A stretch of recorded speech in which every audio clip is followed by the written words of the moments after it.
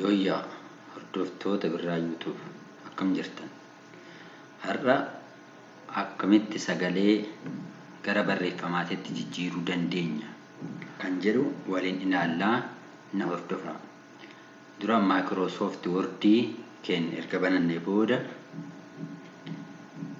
bakka loogoon kun jirtu kun bakka jirtuu fi qubee H si'a tokko gadi qabnee mallattoo akkanaa kana gubbaa irratti nuuf fida jechuudha. Hoggaan gadi qabe mallattoon kun hin dhufaa akkanatti nuuf fida mallattoo kana listening waan jedhu kana nuuf fida. Sana booda barreeffamoota afaan Ingiliffaatiin jiran hard copy irraa barreessuudhaan yookaan immoo akka kan duraa harkaan barreessuudhaan gara soft copy'tti jijjiiru.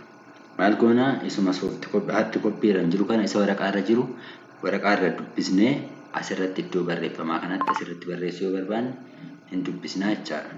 Fakkeenyaaf wantoota ani dubbisu illee amma inactive taateerti kun asirratti ilaaltanii active gochuu hin dandeenya jechaadha. Wantoota ani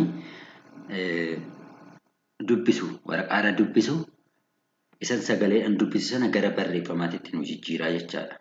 Wantoota dubbadhu hunda jijjiira. Garuu immoo barreeffama keenya direct barreessuu yoo barbaanne afaan Ingiliffaatiin dubbisnaa jechaadha. Dhumarratti full stop yookaan tuqaa kaayyoo jenneen full stop jennaani mallattoo gaafis yoo barbaanne question mark jennaani yoo koomas jenneen koomaa nu kaa'a jechaadha. Kanaafuu akkamitti akka nu barreessu walumaan ilaallaa na hordofaa. Subscribe, share gochuu immoo hin dagatinaa. Amma fakkeenya tokko waliin ilaallaa isin immoo na duuka bu'uu hin dagatinaa, share gochuu hin dagatinaa. Software and hardware. Hardware is the term given to the physical component of computer. Full stop. For example, keyboard, comma, monitor, comma, system box, comma, hard disk, comma, floppy disk, full stop. Software is electronic information, file, operating system, comma,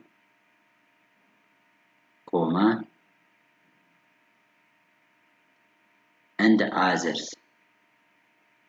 Jechuudhaan barreeffamoota kana amma barreeffamoota asirra dubbisnu kana gara afaan Ingiliffaatti hiikaa jechuudha.